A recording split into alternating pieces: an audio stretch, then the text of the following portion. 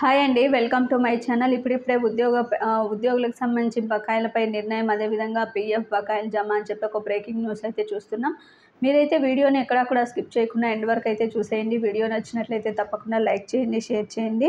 నూతనంగా ఉన్నత పాఠశాలగా అప్గ్రేడ్ అయినటువంటి కొత్త డీడీఓ కోడ్లు కేటాయించిన జెడ్పీ ఉన్నత పాఠశాల ఉపాధ్యాయుల పీఎఫ్ సొమ్మును వారి యొక్క వ్యక్తిగత ఖాతాలో వెంటనే జమ చేయాలని యూటీఎఫ్ అన్నమయ్య జిల్లా ప్రధాన కార్యదర్శి షేక్ జాబీర్ డిమాండ్ చేశారండి.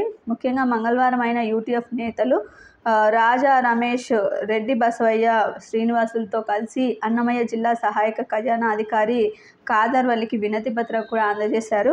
ఈ సందర్భంగా ఆయన మాట్లాడుతూ 2023 విద్యా సంవత్సరంలో విద్యార్థుల సంఖ్య ఆధారంగా పలు ప్రాథమికోన్నత పాఠశాలను ఉన్నత పాఠశాలగా మారుస్తూ ఆయా పాఠశాలను ప్రధాన ఉపాధ్యాయుల పోస్టులను మంజూరు చేయడంతో పాటు సదరు పాఠశాల ప్రధానోపాధ్యాయుల డీడీఓలుగా అధికారం ఇస్తూ రాష్ట్ర ఖజానా శాఖ కొత్త డీడీఓ కోడ్లను కూడా కేటాయిస్తున్నారు.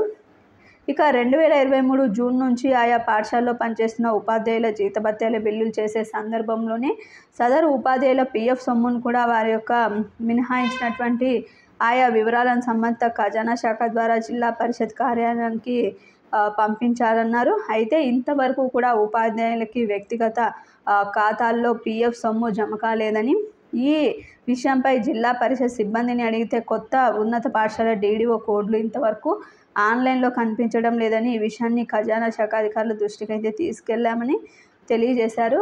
గత జూన్ నుంచి కూడా వందలాది మంది ఉపాధ్యాయులకు చెందినటువంటి పీఎఫ్ సొమ్మును వారి వ్యక్తిగత పీఎఫ్ ఖాతాల్లో జమ అయ్యేటట్లు చూడాలని, అలాగే సాంకేతిక పరమైనటువంటి సమస్యలను పరిష్కరించి జిల్లా పరిషత్ కార్యాలయ ఆన్లైన్లో ఉపాధ్యాయ వివరాలు పొందుపరిచే తగిన చర్యలు తీసుకోవాలని అయితే ఆయన డిమాండ్ చేశారండి.